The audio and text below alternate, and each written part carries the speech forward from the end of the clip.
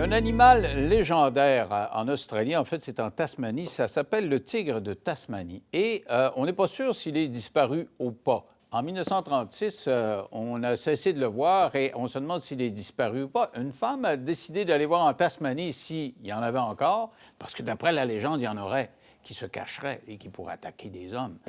Et elle est allée en Tasmanie. Il a passé une très longue période de temps, a failli mourir sur place. Et est-ce qu'elle a vu le monstre en question que vous voyez à la télé? Elle est avec moi. Sarah Marquis qui a écrit « J'ai réveillé le tigre » aux éditions Michel Lafon. Bonsoir. Bonsoir. Alors, est-ce qu'il existe, d'après vous, là? Parce qu'en principe, il est disparu, mais vous dites avoir eu des indications au moment où vous êtes allé qu'il existe. Alors, avant de partir dans une expédition comme celle-ci, il y a toute une préparation. Et ce que je fais d'habitude, donc j'ai fait, ça fait 25 ans que je suis exploratrice au National Geographic. Et donc, il y a un petit protocole à suivre dans la préparation physique déjà, et puis après matériel, mais surtout historique. Donc, je vais lire des romans historiques, des récits historiques. Je vais collecter toutes ces informations. Et dans ces romans historiques et ces récits, ils étaient d'accord sur une chose en commun, c'est-à-dire qu'il y avait l'odeur du tigre qui se répandait dans ces forêts premières quand on s'en approchait. Ah oui, Voilà. un peu comme, je ne sais pas moi, une moufette ou des choses du genre. Voilà, Il avait son odeur. exactement. Donc l'odeur est très précise, elle est très forte. On parle de poils mouillés et ça prend au fond de la gorge. Les descriptifs sont très précis. Et on l'appelle le tigre quand même, d'après ce qu'on comprend, parce qu'on a vu là, des dessins, là, ce serait plus un loup. Il descendrait davantage du loup? Alors, c'est un animal qui vient de la famille des marsupiaux, donc la famille des kangourous. Ah ouais? Voilà. Donc, la spécificité de cet animal un peu mystique, comme ça, il a 15 raies qui partent du bas de la queue et qui remontent gentiment sur son arête dorsale. Et puis, on voit la rigidité de sa queue. Il utilise sa queue pour se stabiliser à l'arrière, un peu comme le kangourou, c'est minime, hein. Et puis, il a une poche dessous, il porte ses petits. C'est un animal un marsupial, fascinant, c'est ça. vraiment fascinant. Alors, donc, vous ne l'avez pas vu, mais vous pensez qu'il existe. Vous êtes parti combien de temps? Et j'ai pas dit que j'avais pas vu, hein. Ah! Oh! Donc l'idée, en fait, dans ma démarche, c'était de traverser. Donc pour être précis, la Tasmanie, c'est une petite île. La moitié est habitée avec 1,5 million d'habitants et la partie ouest, elle, c'est des forêts primaires. Donc, c'est des forêts, c'est des espèces de prisons végétales, c'est des canopies. Et la fin de ces arbres, c'est comme des parasols qui s'enchaînent, qui s'accumulent l'un à l'autre. Et les habitants disaient, vous êtes folle, et là, ça n'a pas de bon Voilà, sens. ils étaient très, très, très précis sur quelque chose. C'est-à-dire, ne va pas, surtout pas là. Et puis, personne n'y va. Et justement, là, c'est là où ça m'intéresse. Alors, vous y êtes allé, vous êtes blessé, en plus, vous auriez pu mourir. Sur place, vous êtes resté combien de temps? Ça fait un petit peu partie du...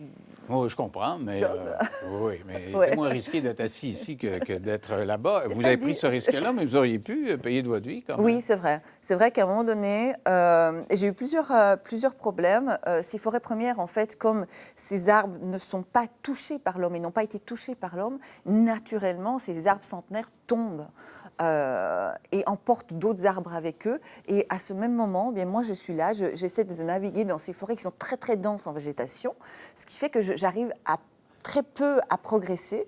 Je fais jusqu'à 3 km de marche par jour en marchant 12 heures. Oh! Voilà, donc c'est énorme. Donc il faut s'imaginer, c'est des couches de végétation, la lumière au sol est moindre, et il y a une espèce de... C'est assez glauque, c'est mystique, il y a des champignons, de la mousse verte partout.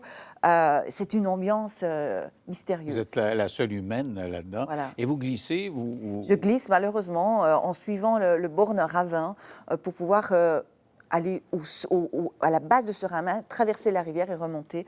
Et malheureusement, presque au moment où j'arrive presque à la base de ce ravin, au bord de la rivière, eh bien, la chute arrive. Il y a une avalanche du terrain qui part d'un coup. Et les cailloux, les gros troncs, Sarah Marquis, mon sac à dos de 35 kilos, il y a tout qui part en bas. Et je perds connaissance et je reprends connaissance au fond du ravin. Quelques secondes plus tard, j'imagine, et puis je lève la tête et je vois ce petit triangle de lumière qui est le ciel en haut. Et je me dis, alors mon téléphone satellite ne va pas partir, le signal ne va pas partir, mon tracker ne partira pas non plus, je ne vais pas pouvoir appeler les secours. Et maintenant, Sarah, c'est un pas après l'autre. Et c'est là que vous avez des leçons de vie dont vous parlez dans le livre. Voilà. Parce que finalement, le but, c'était de trouver un animal qui est peut-être disparu, mais dans le fond, ce que vous avez découvert, c'est des enseignements sur vous. Être dans ce fin fond du bout du monde, dans la forêt la plus vierge possible, au fond d'un ravin où il n'y a pas d'échelle pour remonter, et vous avez réussi à le faire. Vous êtes resté là combien de temps, en tout et pour tout, dans cette forêt-là? Alors là, j'ai fait 3 mois, mais quand je suis tombée au fond du ravin, il aura fallu 3 jours pour pouvoir remonter. Juste sortir du trou. Juste sortie du trou 3 jours, parce qu'en fait, j'avais la tête de mon épaule, de l'humérus, qui était cassée nette. Donc avec une épaule cassée, plus un sac de 30 kilos sur le dos à ce moment-là, chaque petite branche qui effleure l'épaule, en fait, c'est des douleurs, c'est des coups de couteau, c'est comme des coups de couteau, des décharges électriques qui arrivent.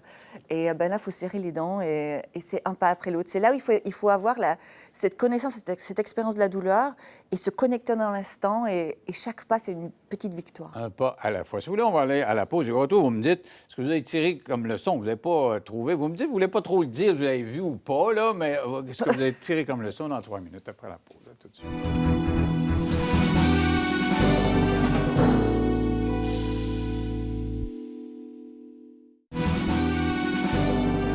On parle d'un livre assez exceptionnel, ça s'appelle « J'ai réveillé le tigre de Tasmanie », épreuve initiatique dans l'Ouest inexploré. C'est Sarah Marquis qui l'a écrit. Alors, qu'est-ce que vous avez tiré comme leçon de vous en aller pendant 3 mois dans la jungle, à chercher un animal de légende et puis à vous blesser, à avoir failli mourir?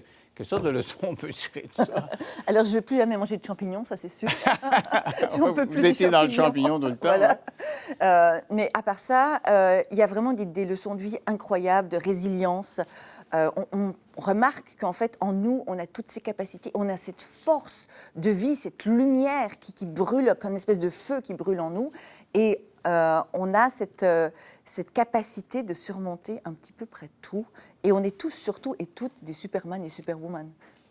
On ne se trouve jamais confronté à ce genre de situation, très rarement, ce qui fait qu'en fait, on n'arrive pas à se tester quelque part. Ah ouais. Et le fait d'être en face de la douleur, de l'épreuve, en fait, déclenche tout simplement cette force en nous. Vous ne soupçonniez pas cette force-là en vous?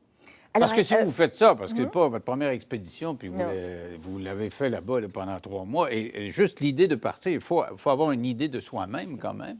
Oui, alors si on met toutes mes expéditions ensemble, j'ai fait le tour de la Terre à pied une fois. Bon, Voilà. alors quand même. Voilà, quand Donc, même. vous avez confiance en vous. J'ai une connaissance de mes capacités, j'ai une connaissance physique et mentale de mes outils mentaux, mais chaque expédition m'amène une autre leçon. Et celle-là, en l'occurrence, elle a été très forte. Vous me dites que... Vous voulez pas me dire si vous l'avez vu ou pas. L'avez-vous senti? Je l'ai senti. Ah, vous avez senti cette Bien sûr, odeur-là? je l'ai senti. Et ça voilà. sent quoi? Et c'est vraiment... on ne peut pas s'y méprendre. Et tout d'un coup, j'étais en train de descendre une espèce... de rejoindre le fond d'un petit gully, comme ça. Et il y avait de la boue et je glissais, je me concentrais pour m'accrocher aux branches. Et tout d'un coup, l'odeur est arrivée. Mais ce n'est pas une petite odeur. C'est une espèce... toute l'atmosphère, tout en Vous n'avez pas eu baume. peur, si vous êtes, il est là, il Ah faut non, le alors là, manger. je me suis immobilisée, je me suis dit, je vais le voir. Et le reste est dans le livre. Alors, il faut acheter le livre, ça s'appelle « J'ai réveillé le tigre » aux éditions Michel Lafond. Merci beaucoup, Sarah Marquis, ça a été un grand plaisir. C'est tout en ce qui nous concerne ce soir. On se retrouve demain à l'heure habituelle. Bye.